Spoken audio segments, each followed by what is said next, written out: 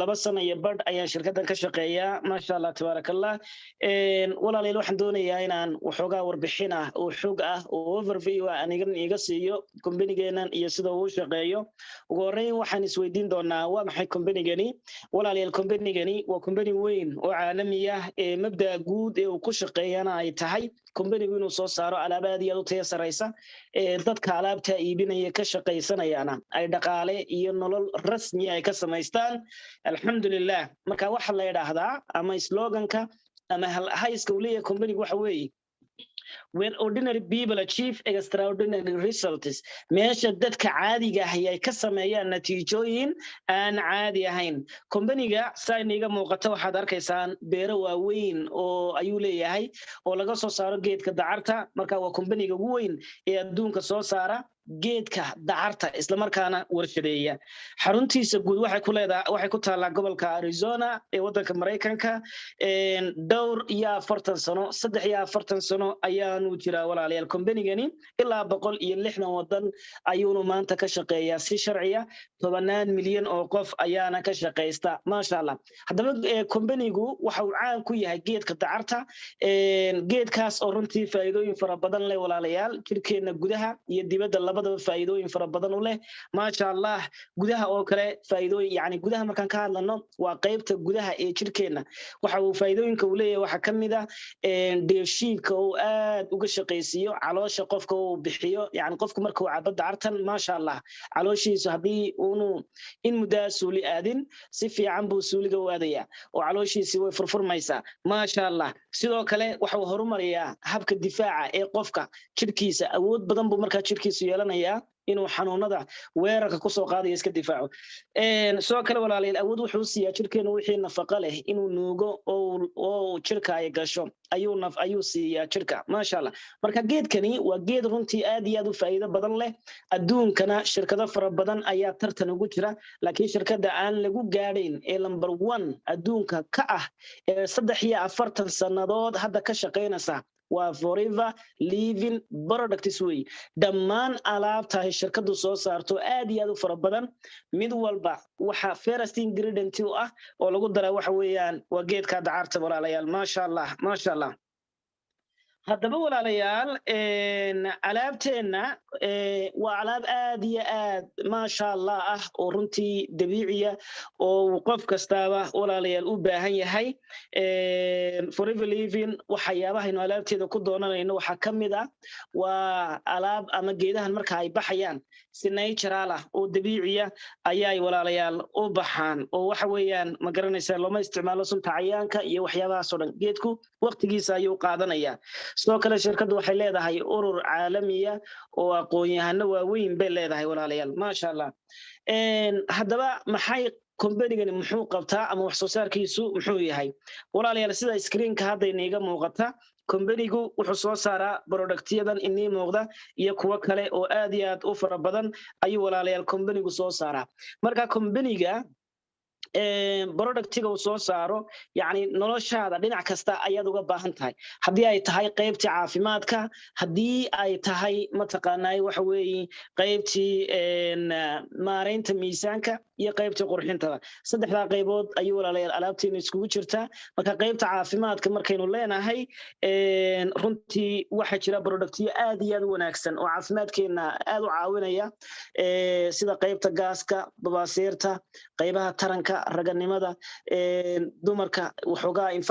infectionka ragga iyo dumarka uu ku dhacaa labadaba ka caawinaya productyo aad iyo aad u xalinaya dhibaatooyinkaas oo dhan ayaa walaalayaal inoo yaala alaabteenu uma baahnid inaad dhakhtar tahay si aad alaabta qaybta caafimaadka u iibiso sidoo kale waxa weeyaan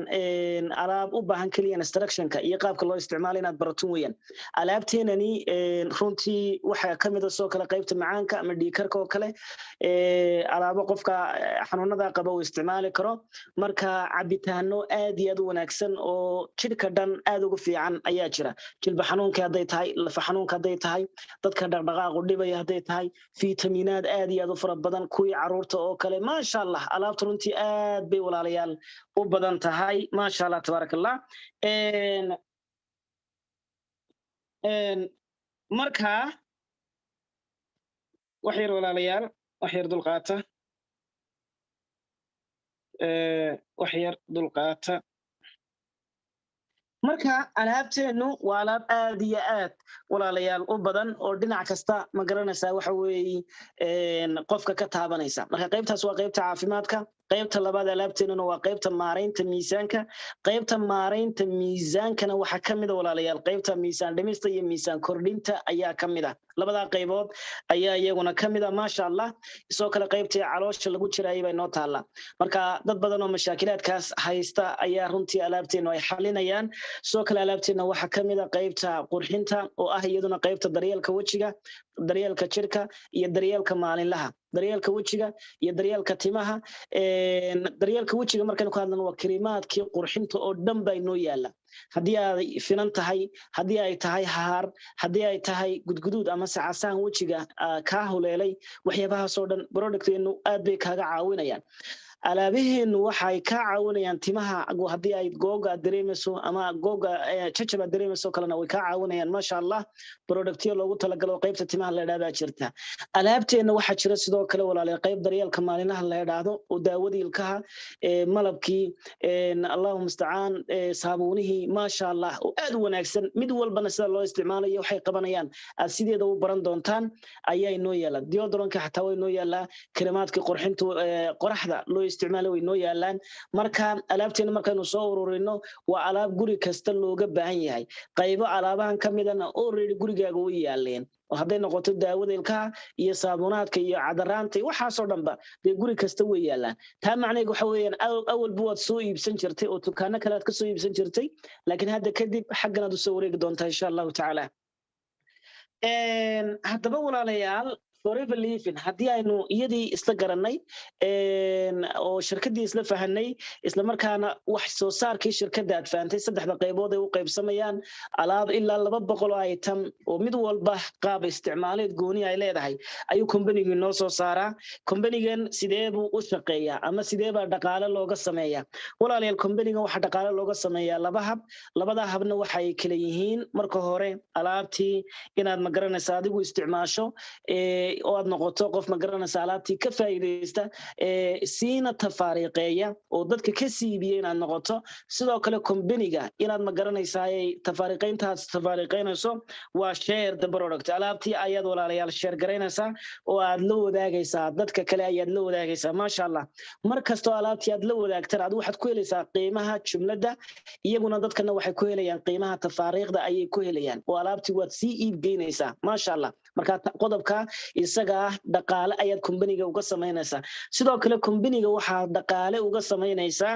inaad ma taqaanaay waxa weeyaan aad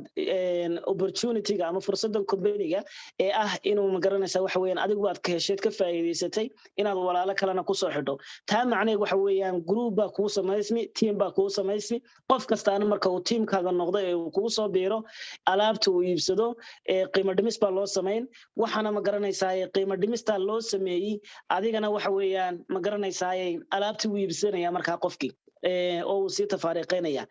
adiguna waxa aad qofka ku yeelanaysaa lacag commission oo shirkadii qofkan aad ku soo xidhay wixii ay ka faa'iiday ayaad faa'iidadii wada qaybsanaysaan qofka haba yaraatay wax lacag oo isaga dul socoto la saaraya ma jiro aad shirkadda ku soo xidhay laakiin adiga waxa weeyaan company-ga ayaa ku ogol qofkan wixii uu ka faa'iiday inuu ma garanaysaa waxa weeyaan inuu faa'iido ka siiyo marka team baa ku sameysmaya adduunka dhan baa team ka samaysan karta meel kaliya maaha maasha Allah gobol kuma xadidna wadanna kuma xadidna adduunka dhan baa ku furan waxa laga yaabaa saaxiibka inuu joogo Mareykanka saaxiibada inay joogto Uganda saaxiibada kale inay South Africa joogto qof kasto saaxiibka ama ehelkaagiya halkaas ay kaga shaqaysanayaan aniga tusaale ahaan maasha Allah maalintii aan business ka soo galay maalintii ku xigtay walaalkay baa business-kan ka faa'iideystay aniga ayaana la shargaliyay aniga ayaan la wadaagay noloshiisii oo dhan runtii aad bay isku bedeshay maanta waxa uu joogaa isagu Hargeysa aniguna Canada ayaan joogaa labadeeda mid walba meeshiisa ayuu kaga shaqaystaa maasha Allah sidoo kale haddaba waxa weeyaan dariiq saddexaad ayaa jira walaalayaal oo shirkadan dhaqaale looga sameeyo dariiqaasina waa dariiqa hadiyadaha weeye dariiqa hadiyadaha ayaa la yiraahdaa oo noloshaada dhan insha Allah ta'ala bedeli doona dariiqan hadiyadaha la yiraahdo runtii ilaa markuu qofku meel fiican ganacsiga ka gaadho waxa uu bilaabmaya in ma garanaysaa hadiyado kala duwan oo shirkadda ka helo oo hadiyadahaasi ay yihiin hadiyad dalxiis hadiyad ma garanaysaa gawaadhi hadiyad mataqaanaa waxa weeye dee aad iyo aad u fara badan hadiyada aad u kala duwan buu mar walba companigeena ku hayaa hadiyada ugu qaalisan waxaa la dhahaa chairman bonus waa adiga arkay hadda dadkan aad arkayso waa dad Soomaaliyeed weeyaan maasha Allah dad Soomaaliyeed baa ku jira sidoo kale hadiyadaha waa car blanka kamida ama gaadhiga ayaa kamida marka adduunka inaad gobollo kala duwan iyo meelo kala duwan aad aado ayuu walaalayaal companigeena sidoo kale ku ogol yahay